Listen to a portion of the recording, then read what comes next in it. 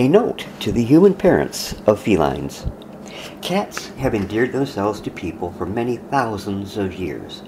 And just like with people, some stand out more than others due to circumstances of history. In your bedtime stories to your feline child, why not tell them about some of their famous ancestors? It'll give them a sense of pride in their profound history and heritage. And now, the story of a cat named Tabby, the first presidential cat of the United States of America.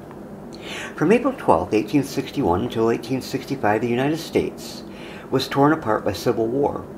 It all really began in 1860 when Abraham Lincoln was elected president and he wanted to end slavery. More than 620,000 people lost their lives in that war, and an awful lot of cats and dogs too.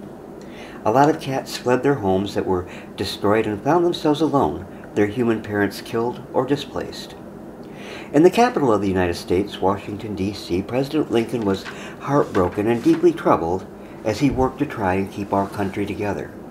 He brought a special friend and counselor to the White House, not only for himself, but also for his son Tad.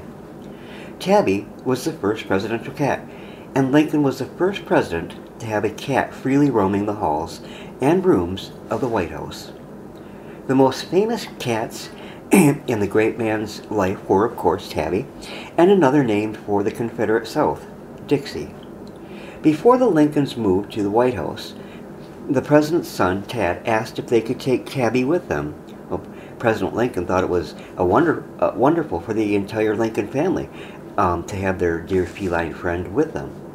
We can never know the untold hours of comfort that Tabby gave to the troubled president, and he provided calm with his purrs and amazing love as he sat there on Lincoln's lap.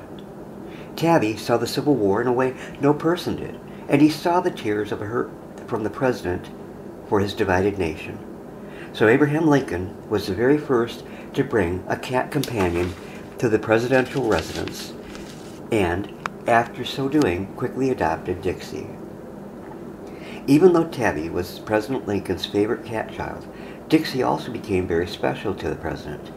He was often heard saying that Dixie was even more clever than any of his cabinet of advisors. And that is the story of the United States of America's very first presidential cat, Tabby. And there were more to follow in years to come. Hope you enjoyed this little story, and I hope your kitten enjoyed it and maybe is ready to take its nap now.